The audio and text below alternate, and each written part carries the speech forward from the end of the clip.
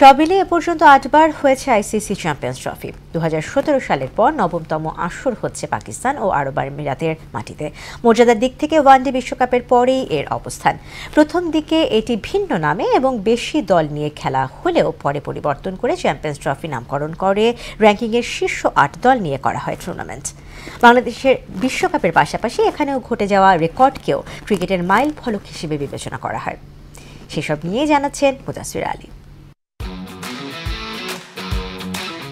ক্রিকেটাঙ্গনে আরেক শ্রেষ্ঠত্বের লড়াইয়ের নাম আইসিসি চ্যাম্পিয়ন্স ট্রফি, যেটি প্রথমে ছিল ওয়েলস ইন্টারন্যাশনাল কাপ নামে। 9 দল নিয়ে 1998 সালে প্রথমবার হয় বাংলাদেশের মাটিতে। এরপর 2000 সালে 11 দল নিয়ে আইসিসি নকআউট ট্রফি নামে হয় আফ্রিকার কেনিয়ায়। তার 2 বছর পর এর নাম পরিবর্তন করে রাখা হয় চ্যাম্পিয়ন্স ট্রফি। 12 দল নিয়ে সেবার হয় শ্রীলঙ্কায়। এরপর থেকেই চ্যাম্পিয়ন্স ট্রফি নামে হয়ে আসছে এর আয়োজন। 2009 সাল থেকে দল সংখ্যা কমিয়ে ওয়ানডে র্যাঙ্কিংয়ের শীর্ষ 8 দলের অংশগ্রহণে হয়ে আসছে এই টুর্নামেন্ট।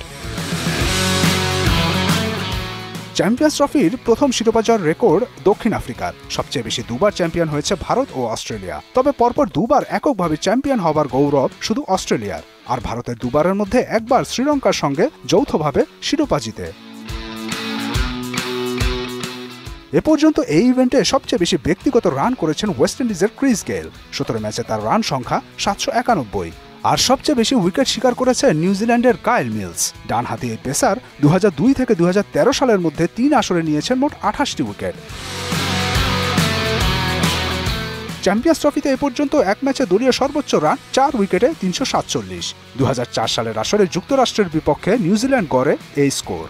সে ম্যাচে কিউইরা জিতেছিল 210 রানে, যা চ্যাম্পিয়ন্স ট্রফির ইতিহাসে সবচেয়ে বড় রান ব্যবধানের জয়। আর 10 উইকেটের জয়ের কীর্তিটা শুধু ওয়েস্ট ইন্ডিজের। 2006 সালে ভারতের মাটিতে সে জয়টা ছিল বাংলাদেশের বিপক্ষে। মুদাসসির আলী, মোহনা সংবাদ।